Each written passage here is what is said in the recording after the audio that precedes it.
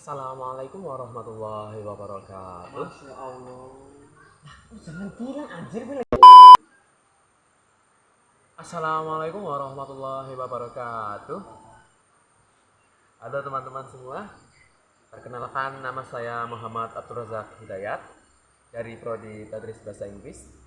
NIM saya 21411040416. Di sini saya akan melaksanakan tugas psikologi pendidikan terkait micro teaching.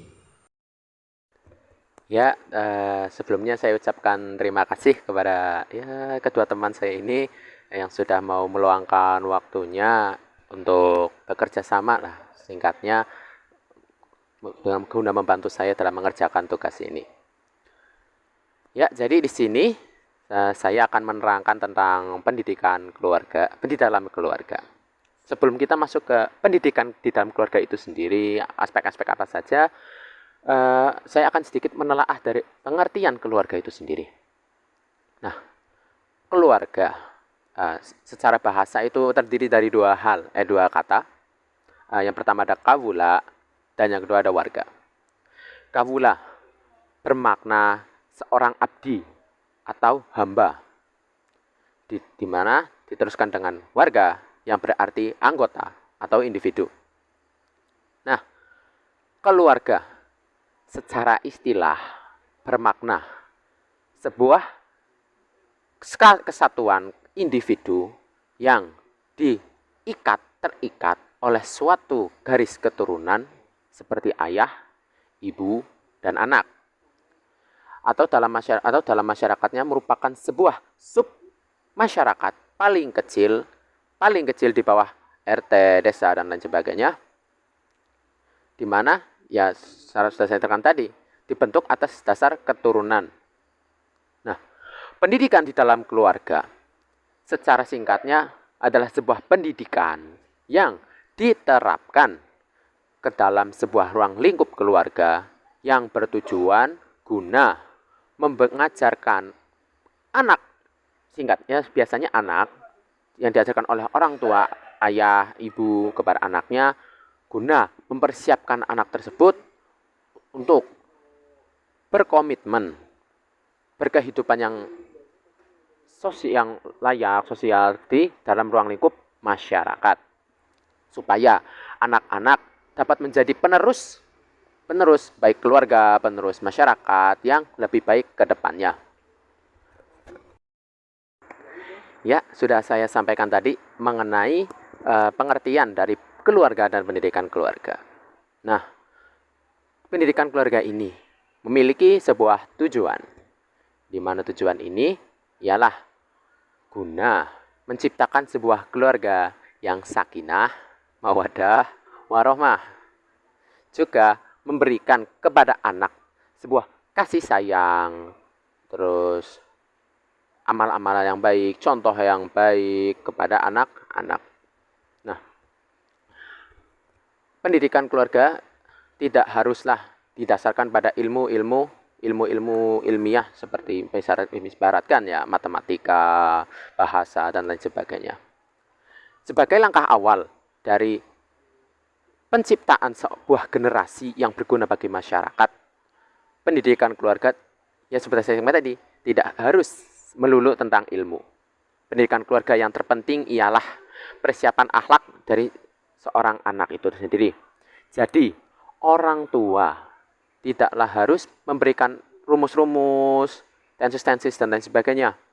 Yang terpenting ialah seorang orang tua haruslah memberikan contoh akhlak yang baik kepada anak, seperti paling tidak menghormati yang lebih tua, bercengkrama dengan sopan kepada teman-temannya, mengasihi sesama makhluk hidup, supaya anak tidak memberikan efek berupa kerusakan yang negatif kepada masyarakat dan lingkungan sekitarnya.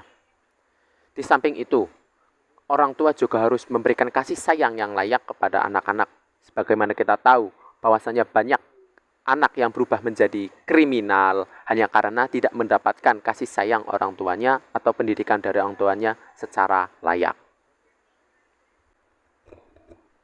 Ya, sudah saya sampaikan tadi mengenai pengertian dan tujuan dari pendidikan di dalam keluarga.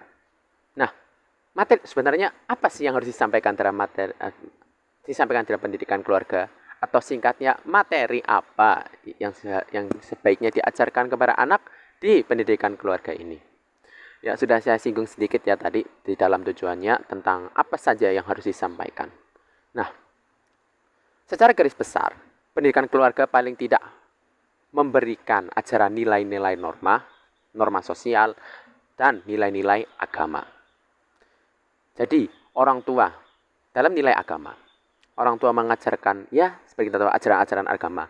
Misalkan dalam ajaran Islam, kita mengajarkan anak-anak untuk senantiasa berdoa sebelum melakukan sesuatu, mengajarkan sholat, memberikan arahan misalkan berwudu atau ya seperti itu, terus mengajarkan membaca Al-Quran. Atau mungkin dalam agama lain, misalkan mengajarkan berdoa juga dan lain sebagainya. Nah, fungsinya apa nilai agama? Sebagaimana kita tahu ya, ajaran-ajaran agama ini sangatlah penting dalam kehidupan kita. Sehingga dengan mengajarkan nilai agama, kita mempersiapkan anak untuk memiliki sebuah pegangan iman yang kuat, sehingga terjauhkan dari hal-hal negatif yang sudah dilarang oleh agama. Dan anak tidak akan terjerumus seperti minum minuman keras, terus bahasa kasarnya memperkosa orang lain, mencuri dan lain sebagainya. Yang kedua, nilai-nilai norma. Singkatnya ini adalah sebuah adab. Orang tua mengajarkan kepada anak paling tidak menghormati yang lebih tua, ibaratkan tidak berkata kasar kepada orang yang lebih tua, membentak dan lain sebagainya. Lalu saling mengasihi dengan teman, tidak dikit-dikit marah, main pukul, dikit-dikit ngambek kepada temannya, saling mengejek dan lain sebagainya. Juga mengasihi sesama makhluk. Ibaratkan anak diajarkan untuk tidak menyiksa hewan, tidak merusak tanaman orang. Ya, seperti itu. Gunanya apa?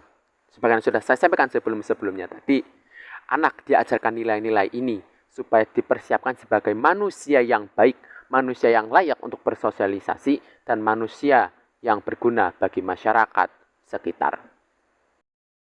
Ya, langsung saja ya. Mungkin dari teman-teman ada yang ingin menanyakan terkait penjelasan saya yang secara singkat ini? Saya mau bertanya. Ya. Tanya, perkenalkan nama saya Fikri dengan NIM 21411001278 dari Prodi Ekonomi Syariah. Ingin bertanya kepada Mas Rojak. Yeah. Jadi kan Mas Rojak sudah menjelaskan bahwa pendidikan keluarga sangat penting. Nah, tapi kita lihat sekarang bahwa anak-anak zaman sekarang itu pasti berandal gitu. Apa-apa minum homer, ya kan, judi, tawuran, data dan lain-lain gitu. Nah, sebenarnya pendidikan keluarganya itu sangat berpengaruh atau enggak nggak sih? Atau sebenarnya apa yang menyebabkan si anak itu menjadi berandal? Ya. Begitu ya. Ya, jadi Mas, terima kasih kepada Mas Fikri ya. Jadi Mas Fikri bertanya tentang kenapa anak bisa berandal dan seberapa penting pendidikan keluarga itu kan? Ya. Jadi pendidikan keluarga itu sangatlah penting. Harusnya bagi orang tua yang baik, pendidikan keluarga sangatlah penting. Mengapa? Karena sudah saya jelaskan tadi.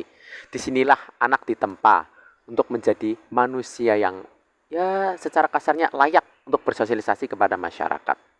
Karena orang tua haruslah mengajarkan mereka akhlakul karimah, adab ini itu, sehingga anak tidak merugikan masyarakat sekitar atau baik di sekolah maupun di lingkungan sekitar rumahnya. Jadi mengapa anak masih saja bersikap ya berandal? Nah, singkat saja, bahwasanya mungkin saja, ibaratkan ada istilah keren bernama broken home. Nah, broken home. Jadi, kenapa anak berandal? Itu tandanya orang tua tidak memberikan pengajaran yang baik kepada anak. Mungkin saja orang tua mengabaikan anaknya karena urusan pekerjaan, atau mungkin memang tidak bersama orang tuanya dalam waktu yang lama. Juga mungkin orang tuanya ibaratkan kasar kepada anaknya, tidak memberikan arahan yang baik kepada anaknya, sehingga anak itu menciptakan sebuah pemikiran bahwasanya, loh, orang tua saya aja begini, ngapa saya nggak boleh? Kenapa? Karena orang tua adalah contoh bagi anaknya. Jadi setiap perilaku orang tua pasti akan dicontoh oleh anaknya itu. Aku bisa terima Mas Fikri? Oke, terima Monggo Mas Ya, Akbar. saya ingin bertanya. Eh, Sebelumnya mohon maaf sekali, bagaimana jika ada seorang anak yang tidak mempunyai kedua orang tua?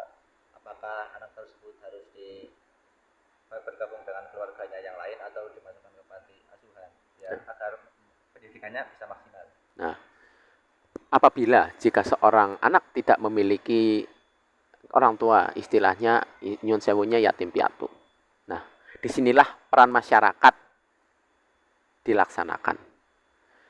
Ketika ada seorang anak yang masih di bawah umur, yang masih perlukan bimbingan orang tua, tidak memiliki orang tua untuk mengarahkannya, untuk mendidiknya, maka masyarakatlah yang harus berperan. Bila mana ada anggota keluarga lainnya, ya anggota keluarga tersebut yang memberikan arahan. Namun jika tidak, masyarakatlah yang berperan.